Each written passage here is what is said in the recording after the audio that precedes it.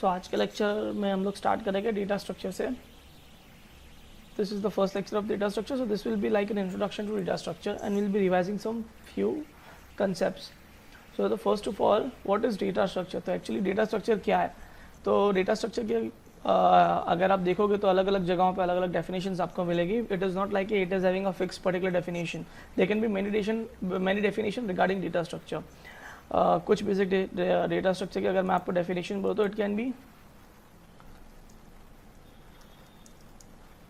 data structure can be like a model to organize data.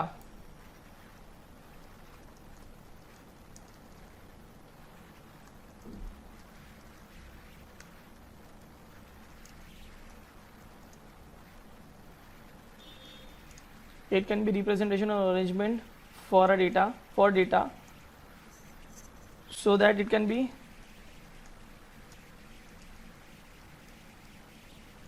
accessed efficiently.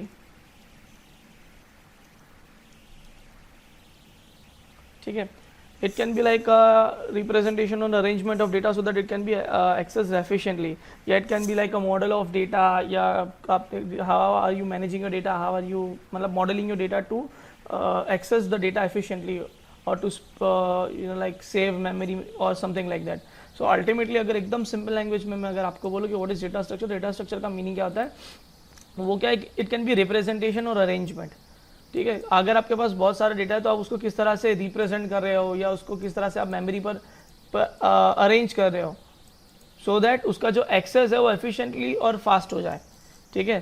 तो what are the goals of data structure. तो फिर से एक बार कि हम लोग क्या करते हैं कि डेटा को रिप्रेजेंट किस तरह से कर रहे हैं, उसको अरेंज किस तरह से कर रहे हैं सो दैट वो एफिशिएंटली और इजीली एक्सेस हो जाए. ठीक है. वो एफिशिएंटली और इजीली एक्सेस हो जाए. This is data structure.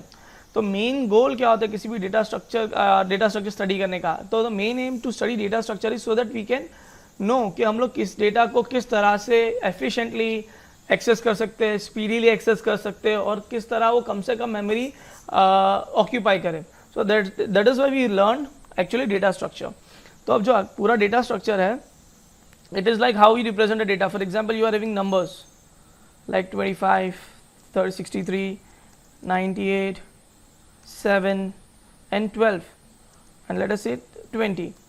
So now अगर ये हमारे पास डेटा है, it is arranged sequentially, यानी एक के बाद एक. पहला data, this is the first data, this is the second, this is the third data and so on. Total हमारे पास 6 numbers है. So this is your ultimate data. अब आपने इसको अरेंज किस तरह से, कि बस सीक्वेंशियल अरेंज किया है. मतलब आप पहला नंबर एक्सेस कर सकते हो, उसके बाद सेकंड नंबर एक्सेस कर सकते हो, फिर थर्ड नंबर एक्सेस कर सकते हो and so on. So this is how you arrange the data. Now अगर मैं आपको बोलूँ कि मुझे इसमें से सबसे हाईएस्ट नंबर कौन सा है, तो you will be going for the first number, then you will be going the second number, then third number, then fourth number और सारे नंबर प्रोसेस करने के बाद आप देखोगे कि मेरा हाईएस्ट नंबर है 98. ठीक है. मेरा हाईएस्ट नंबर क्या है, 98. नेक्स्ट थिंग कि ये सेम डेटा है, इसको मैं सॉर्टेड करके अरेंज करता हूँ. For example 7, then 12, then 20, then 63, then 12, 20, 25, 63 and 98. अब अगर सपोज मैंने आपको एक एरे दिया है और मैं बोल रहा हूँ कि इसमें हाईएस्ट नंबर फाइंड करो और आई एम गिविंग कि जो भी एरे मैंने आपको दिया वो सॉर्टेड है और आपको सॉर्टेड एरे के अंदर हाईएस्ट नंबर फाइंड करना, तो आप डायरेक्टली क्या करोगे, लास्ट नंबर प्रिंट कर दोगे, यानी 98. सो यहाँ पे मुझे सारे एलिमेंट्स के गो थ्रू होने की ज़रूरत नहीं है. क्यों? क्योंकि मुझे पता है एरे सॉर्टेड है. सॉर्टेड एरे में क्या होगा, लोएस्ट नंबर जो होगा सबसे आगे होगा, हाईएस्ट नंबर पीछे होगा. तो सॉर्टेड एरे में आप लोग क्या करोगे, सीधा प्रिंट कर दोगे last digit, because it will be the highest number. So ये भी हमारा सेम डेटा है और ये भी हमारा same data. So we are having the data in the same format but they are arranged differently. This is an unsorted list and this is a sorted list of data. So इस तरह से you can be arranging same data in multiple format. आप एक ही data को अलग अलग format में अलग अलग तरीकों से अलग अलग प्रोसेस से अरेंज कर सकते हो. So in this subject of data structure we are going to learn that how we will be managing the data. हम लोग डेटा को कौन सा अलग अलग फॉर्मेट से किस तरह से हम लोग सेव कर सकते हैं, डेटा को सेव करने के क्या प्रोसेसेस है या किस डेटा टाइप में आप डेटा को सेव कर सकते हो. सो देखो अगर आपके पास, अगर आपको ध्यान होगा तो हमारे पास बहुत सारे डेटा टाइप्स है, जैसे कि इंटीजर है, इंटीजर क्या रिप्रेजेंट करता है कि इसमें इंटीजर वैल्यू स्टोर होगी।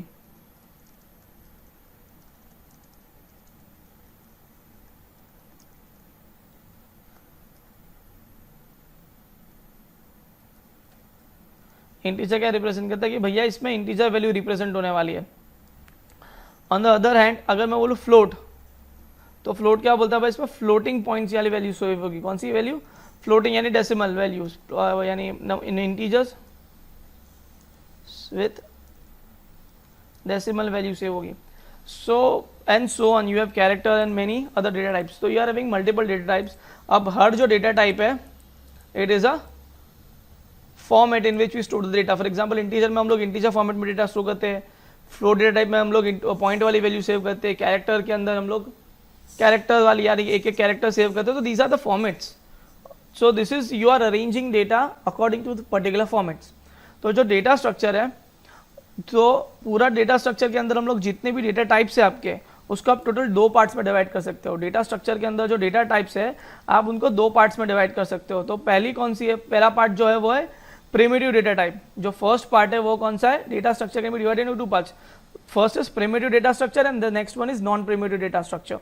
अगर आप देख सकते हो तो data structure is ultimately the way in which you store the data, whether it can be a single data और it can be set of data. सो अगर आप देखोगे तो data structure divided into primitive and non primitive. Primitive के अंदर क्या है? तो प्रिमिटिव के अंदर हमारे integer, float, character and pointer. Primitive के अंदर बेसिकली चार डेटा टाइप आते हैं। First one is integer, second is float, third is character and fourth is pointer.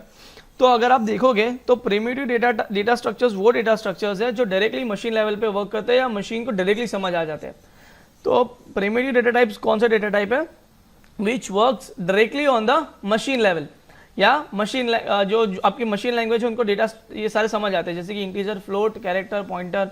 अब आप मैं बोलूँगा इंटीजर को और फर्दर डिवाइड नहीं कर सकते या उसको और ज़्यादा आप सेपरेट नहीं कर, बाइफिकेशंस इंटीजर में आप नहीं कर सकते। फ्लोट को और ज़्यादा आप क्या बोलते हैं? It is not composite, it is an individual you can say data type. कि इंटीजर एक अलग डेटा टाइप है, फ्लोट एक अलग डेटा टाइप है, कैरेक्टर इनको ये किसी पे डिपेंडेंट नहीं है, they are non derived data types. Integer, float, character, pointers are non derived data type, यानी किसी से डिराइव होकर नहीं बनते, they are fundamental data types. This is a more clear term that they are fundamental data types. ये किसी दूसरे data type पे डिपेंडेंट नहीं है, ठीक है। उसी जगह की जो नॉन प्रिमिटिव डेटा टाइप है, नॉन प्रिमिटिव डेटा टाइप को आप कौन से डेटा टाइप बोलते हो? यूजर डिफाइंड डेटा टाइप भी बोल सकते हो। नॉन प्रिमिटिव डेटा टाइप्स को आप क्या यूजर डिफाइंड डेटा टाइप्स भी बोल सकते हो, जो यूजर खुद डिफाइन करता है डेटा टाइप्स। तो इनमें आते हैं एरे, लिस्ट, फाइल्स। अब एक चीज याद रखना, मोस्टली जितने भी आपके नॉन प्रिमिटिव डेटा टाइप है वो आपके प्रिमिटिव डेटा टाइप पे डिपेंडेंट है। वंस मोर, मोस्टली जितने भी आपके नॉन प्रिमिटिव डेटा टाइप्स है वो जनरली किस पे डिपेंडेंट है? प्रिमिटिव डेटा टाइप पे डिपेंडेंट है। Now let non primitive data types में क्या आते हैं? Array. We have been working with array since the first semester itself. हम लोगों ने एरे के साथ काफी वर्क किया है, स्टिल इस सेमेस्टर में भी हम लोग एरे के साथ वर्क करेंगे। Then we are having lists and files. Files के अंदर शायद आप लोगों ने एडवांस सी के अंदर देखा होगा कि हम लोग जो भी इन्फॉर्मेशन थी फाइल में स्टोर कर देते, फाइल से रिट्राइव कर देते, and then we are using the data to print और do any basic crud operations. Now अब जो लिस्ट है ये हमारे लिए कुछ नया है इस सेमेस्टर में। We will be working too much on this list. तो लिस्ट के अंदर दो डेटा टाइप्स आते हैं, एक लीनियर लिस्ट आती है और एक नॉन लीनियर लिस्ट आती है। लिस्ट में क्या होता है कि you are having multiple data type, multiple datas या multiple elements which are to be stored in a particular list। तो list can be a stack, it can be queue। list further divide होती है stack में और queue में। we'll be looking at what is stack, what is queue, what is linked list। उसी तरह से हम लोग देखेंगे नॉन लीनियर लिस्ट के अंदर क्या होता है? Graphs and trees. तो अब ये जो लिस्ट है, this are the first things which we are going to learn in the data structure. But before going to data structure we need to revise few things. जो सबसे important चीज जो हमको डेटा स्ट्रक्चर में revise करनी है, these are pointers. जो सबसे पहली चीज हमको डेटा स्ट्रक्चर में रिवाइज करनी है that is pointers.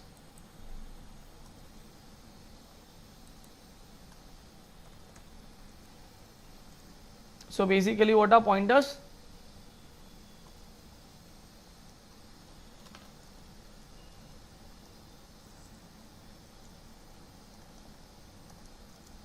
these variables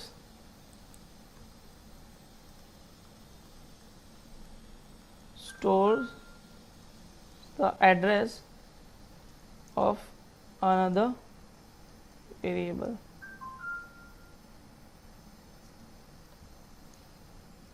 Sorry, let us define it more.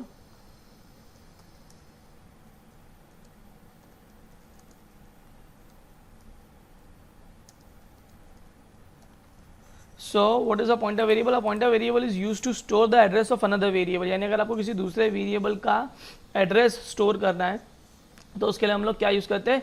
Pointer variable use करते हैं. Now let us try to understand these concepts of pointer and all. तो अगर आप देखोगे तो मैं एक छोटा सा प्रोग्राम ले लेता हूँ.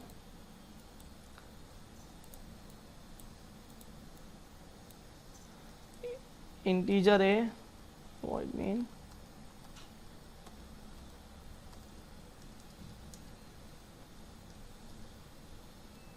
तो मैंने यहाँ पे तीन वेरिएबल डिक्लेयर किए. A equals to 10, B equals to 20 and C equals to A plus B. अब जनरली क्या होता है, इसका मेमोरी रिप्रेजेंटेशन देखते हैं. आप जो भी प्रोग्राम आप रन करते हो, for example this is your program. आप इस प्रोग्राम को जब भी रन करोगे तो एक्चुअली होगा क्या कि इस प्रोग्राम के लिए आपकी मेमोरी पर कुछ मेमोरी यानी आपकी रैम पर कुछ मेमोरी एलोकेट होगी. यू कैन से दिस, अगर मैं मेमोरी बोलूँ तो भी रैम है, रैम बोलूँ तो भी रैम है. तो अगर आप कोई प्रोग्राम रन करते हो तो एक्चुअली क्या होता है कि हर प्रोग्राम के लिए मेमोरी पर कुछ एक्स्ट्रा मेमोरी एलोकेट होती है, कुछ स्पेसिफिक मेमोरी एलोकेट होती है. तो अगर आपकी रैम बहुत ज़्यादा बड़ी है तो उस पर हो सकता है कि फॉर एग्जांपल कुछ पार्ट ऑफ द मेमोरी आपके इस प्रोग्राम के लिए स्टोर्ड हो, कुछ पार्ट ऑफ द मेमोरी इस प्रोग्राम के लिए स्टोर्ड होगा. ठीक है, यानी इस प्रोग्राम को रन होने के लिए जो भी मेमोरी चाहिए, जितनी भी मेमोरी चाहिए, वो यहाँ पे इतने सेक्शन में आपकी अलोकेटेड है. तो इस मेमोरी पर एक्चुअली बहुत सारी चीज़ें होती है. हम लोग let us discuss about the variables. तो जब भी आप कोई वेरिएबल डिक्लेयर करते हो किसी प्रोग्राम में तो हर वेरिएबल की एक स्पेशल मेमोरी एलोकेट हो जाती है. ओके, सो सपोज हम बात करते, इसका नाम क्या होगा, ये वेरिएबल आपका ए हो गया, ये हो गया इसका बी, ये हो गया सी. तो टोटल 3 वेरिएबल्स आपके डिक्लेयर्ड है, ए बी एंड सी. तीनों के लिए मेमोरी एलोकेट हो गई. अब देखो ये मेमोरी की साइज कितनी होगी. तो the size of this memory allocated for A depends on the data type of A. तो यहाँ पे फिर से एक बार, the size of allocated to A, the size allocated to A depends on the data type of A. तो अगर आप देखोगे तो यहाँ पे A का डेटा टाइप क्या है, इंटीजर. तो A के लिए कितनी साइज अलोकेट होगी, तो 2 बाइट्स. कुछ कंपाइलर्स 2 बाइट अलोकेट करते, कुछ कंपाइलर्स 4 बाइट अलोकेट करते. तो I am talking about a general perspective. उसी तरह से अगर आप B के लिए मेमोरी अलोकेट करोगे तो उसके लिए भी कितनी बाइट अलोकेट होगी, 2 बाइट्स. क्यों, क्योंकि both are of data type integer. इस तरह से सी के लिए एलोकेट करोगे तो भी 2 बाइट्स. तो टोटल आप देखने जाओ तो ए के लिए 2, बी के लिए 2 और सी के लिए 2. लेकिन अगर यहाँ पे फ्लोट होता, फ्लोट ए बी सम, तो ए के लिए 4 बाइट एलोकेट होती, बी के लिए 4 बाइट एलोकेट होती और सी के लिए भी 4 बाइट एलोकेट होती. तो दिस इज हाउ एक्चुअली आपका जो मेमोरी पर वेरिएबल से वो एलोकेट होते हैं या उनके लिए मेमोरी एलोकेट होती है. So for example we have declare 3 variables. So या 3 वेरिएबल डिक्लेयर हो गए और हर के लिए 2-2 बाइट डिक्लेयर हो गई. नाउ अब हर वेरिएबल का कुछ एड्रेस होता है, जैसे कि हर इंसान का कोई एड्रेस होता है बेसिकली. तो वैसे हर वेरिएबल का भी कोई एड्रेस हो सकता है कि फॉर एग्जांपल ये जो आपका ए है, इसको कंप्यूटर किसी एक एड्रेस से जानेगा. A is the name for the user, this A is name for a user. हम लोग इसको नाम दिया है ए, बट कंप्यूटर्स को सिर्फ और सिर्फ नंबर समझ आते हैं. कंप्यूटर्स को या मशीन्स को आप कैरेक्टर्स डायरेक्टली समझा नहीं सकते. तो अगर हम लोगों ने ए बी सी नाम तो दे दिया, बट कंप्यूटर इनको कुछ दूसरा एड्रेस देगा जिससे कंप्यूटर इनको जान सके कि भैया हम लोग बोलेंगे 2000 तो कंप्यूटर को फॉर एग्जांपल दिखेगा 200 या एड्रेस 200. हम बोलेंगे बी, कंप्यूटर बोल सकते हैं 300 and this is c, that is we are assuming कि इसका एड्रेस 400 होगा. सो हम लोग जो नॉर्मल ह्यूमन है, हम लोग किससे डायरेक्ट किसी भी वेरिएबल को पहचान सकते हैं उसके नाम से या उसको डायरेक्टली एक्सेस कर सकते हैं. बट जो भी कंप्यूटर एक्चुअली होते हैं या जो भी मशीन्स होती है वो उन वेरिएबल्स को एक्सेस करती है through their address. So this are unique addresses, यानी अब अगर मैंने ए का जो एड्रेस है वो 200 है तो किसी दूसरे वेरिएबल का एड्रेस करंटली रन टाइम पर 200 नहीं होगा. सो आई होप कि इतना पता चला होगा कि how the memory is allocated, what is an address and how variables are allocated. So ultimately जो भी इंटीजर वेरिएबल होगा उनमें इंटीजर वैल्यूज आएगी, जो भी फ्लोट वेरिएबल्स होगा उनमें फ्लोट, जो भी कैरेक्टर होगा उनमें कैरेक्टर वैल्यूज आएगी. बट पॉइंटर्स क्या थोड़ा सा डिफरेंट है. Let me remove this all things. Pointers में एक्चुअली क्या होता है, अगर कोई भी नॉर्मल वेरिएबल होता है तो वो क्या स्टोर करता है, वैल्यू.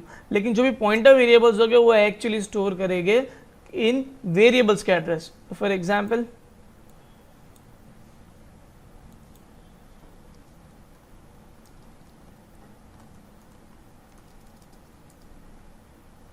और पॉइंटर्स को आप डिक्लेयर करते हो एक स्टार से. Now I am declaring a equals to 5. I am declaring a equals to 5. Now what happens कि p is a pointer variable, so you are assigning p equals to n% a at this moment. Now memory पर representation में कुछ इस तरह से दिखेगा कि आपने पहले एक a वेरिएबल डिक्लेयर किया और दूसरा वेरिएबल डिक्लेयर किया है p. तो we are declaring two variables.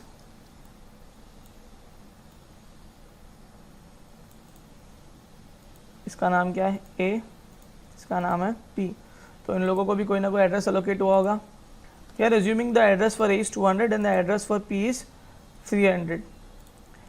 अभी हम लोगों ने यहाँ पे क्या असाइन की, A को वैल्यू कितनी असाइन की है, तो A को वैल्यू असाइन की है फॉर एग्जांपल 5. तो यहाँ पे वैल्यू कितनी हो गई A की 5. नाउ यहाँ पे अगर मैं P इक्वल्स टू डायरेक्टली 1500 लिख रहा हूँ, सो दिस इज नॉट अलाउड. ये आपको एरर प्रोवाइड करेगा कि भैया आप जो भी पॉइंटर वेरिएबल्स हैं उनको डायरेक्टली वैल्यू असाइन नहीं कर सकते. क्यों वैल्यू असाइन नहीं कर सकते? क्योंकि आपके पॉइंटर्स में वैल्यू तो होती ही नहीं है. पॉइंटर्स में एक्चुअली क्या होता है, एड्रेस होता है दूसरे वेरिएबल्स का. पॉइंटर्स में एक्चुअली क्या होता है, एड्रेस होता है दूसरे वेरिएबल का. सो ये जो एड्रेस है, अगर आपको इन एड्रेस को स्टोर करना है तो आपको क्या चाहिए, n% ऑपरेटर. तो ये n% ऑपरेटर को आप क्या बोलोगे, दूसरा address operator. This is your address operator. अब एड्रेस ऑपरेटर क्या करता है कि it returns address of given variable. Pointer address, pointer sorry, n% is an address operator and n% क्या करता है, it returns the address of given variable. किसी भी given variable का एड्रेस रिटर्न करता है आपका n%. तो अल्टीमेटली यहाँ पे अगर आप देखोगे तो p इक्वल्स टू हम लोगों ने क्या लिखा, n% a. अब यहाँ पे हम लोगों ने क्या लिखा, p equals to n% a. तो यहाँ पे n% क्या करेगा, आपके a का एड्रेस रिटर्न करेगा. तो a का एड्रेस कितना है, वी हैव अज्यूम कि a का एड्रेस 200 है. अभी जो 200 है कहाँ पर स्टोर हो जाएगा, p में स्टोर हो जाएगा. ये जो एड्रेस है कहाँ पर स्टोर हो जाएगा, p के अंदर. तो यहाँ पे अल्टीमेटली क्या हो गया, 200 address of a. So you can C now p is pointing to address 200. So this is how a pointer variable works, and remember you cannot assign direct values to a pointer variable. So what will the first one, you cannot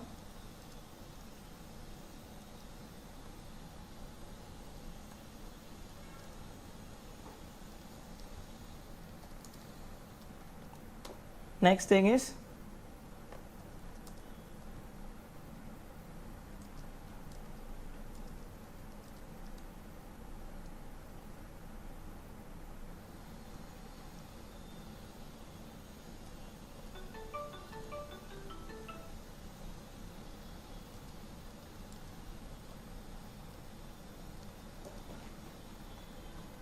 so these are the 2 points K. You cannot directly assign value to a pointer variable,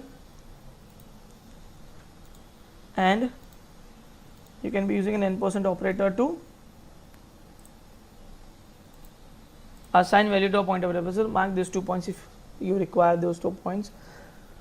Now how does they function?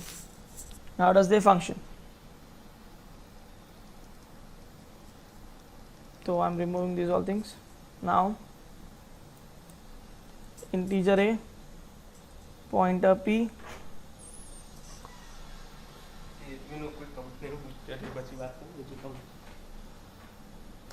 a equals to 10, p equals to 100, sorry, p equals to n% a. Now as you know कि यहाँ पे दो variables declare हुए,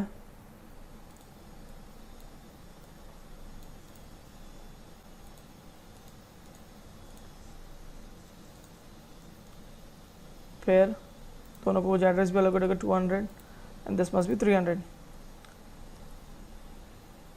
सो now you can see कि यहाँ पे 10 और यहाँ पे address of a that is 200 store हो गया. So there are few points. मैं कुछ क्वेश्चंस लिखता हूँ, ट्राई टू सॉल्व दोस. अगर मैं यहाँ पे प्रिंट करता हूँ percentage D and I am printing A,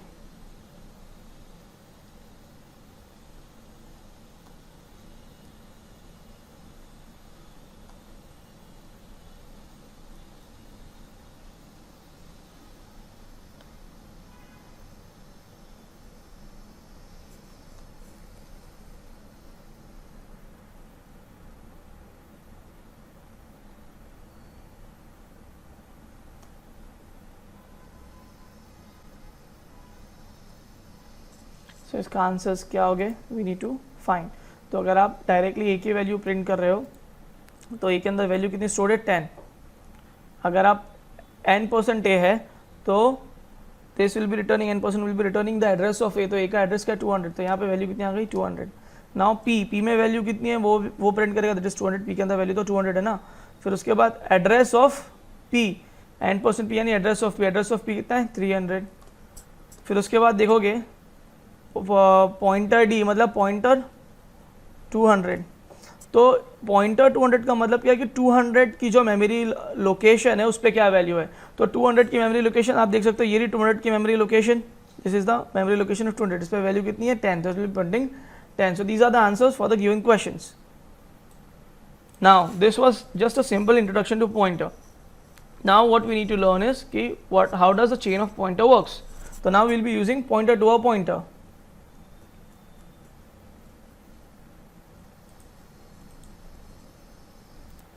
Now I have prepared a small program.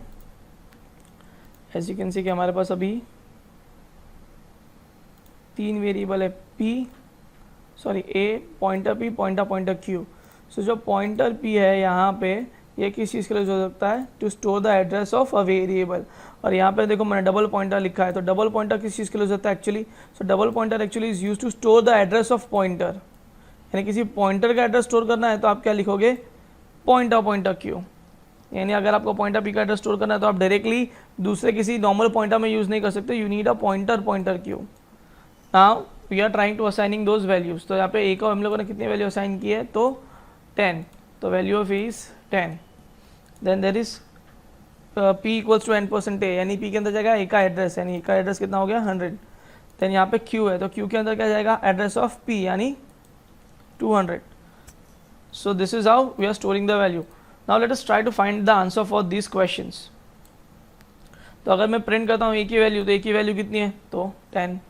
अब मैं प्रिंट करता हूँ पी की वैल्यू, तो पी की वैल्यू कितनी है, sorry address of A, address of A कितना है 100. Then I am printing value of P that is directly 100. देन n% पी यानी एड्रेस ऑफ पी यानी कितना हो गया 200. नाउ क्यू, तो क्यू में वैल्यू कितनी है, तो 200. एड्रेस ऑफ क्यू कितना है 300. नाउ पॉइंटर पी का मतलब क्या है, वैल्यू एट पी यानी 100. तो 100 पे वैल्यू कितनी है, 100 पे वैल्यू हमारी है यहाँ पे 10. यहाँ पे आउटपुट कितना आ गया 10. नाउ पॉइंटर क्यू यानी वैल्यू एट क्यू यानी 200. तो 200 पे वैल्यू कितनी है, 200 पे यहाँ पे आपकी वैल्यू कितनी है, तो भैया 200 पे वैल्यू है 100. 200 पे आपकी वैल्यू कितनी है, एक्चुअली 100 है, तो यहाँ पे 100 प्रिंट करेगा. Now pointer Q, this is something new. तो वैल्यू एट क्यू यानी 200. तो this will B return in this format कि भैया let me right it separately. इसका मतलब क्या होगा,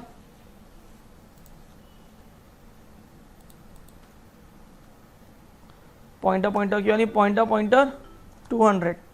तो ये क्या बोलेगा भाई, पहले वैल्यू एट 200 फाइंड करो. तो वैल्यू एट 200 कितनी है, तो वैल्यू एट 200 है हमारी 100, वैल्यू एट 200 कितनी है 100, लेकिन इसके आगे एक और पॉइंटर है, इसका मतलब क्या है, now we have to find the value at 100, तो इसका आंसर क्या आएगा हमारा 10। सो अल्टीमेटली इसका मतलब क्या है, जो क्यू पे वैल्यू है उसको फाइंड करो, पॉइंटर क्यू मतलब क्या है, क्यू पे वैल्यू, और उसके आगे एक और पॉइंटर लगा दूंगा तो value at that given value. I hope समझ आया होगा। So this is how a chain of pointer works. So this is just a basic introduction to pointers. But now pointers also can be used with array. आप pointers को array के साथ use कर सकते हो, structure के साथ use कर सकते हो, and so on. We can have combinations of various things also. तो throughout the semester we will be working with pointer very intensively. अभी इसके साथ साथ कल से हम लोग array start करेंगे। एरे के अंदर हम लोग देखेंगे insert update delete basic operations. अभी तक हम लोगों ने जो एरे के साथ इंसर्ट अपडेट डिलीट ऑपरेशंस देखे, it will B quite different from those operations. Will be seeing कि डायनेमिकली एक पर्टिकुलर पोजीशन पर किस तरह से कोई रिकॉर्ड ऐड करना है, किस तरह से डिलीट करना है। Then will be working with pointers with an array. So इतना पहले कवर अप कर लेना, थोड़ा एरे के कंसेप्ट ब्रश अप कर लेना। Will be working with array in a bit detail. आज के लिए इतना ही।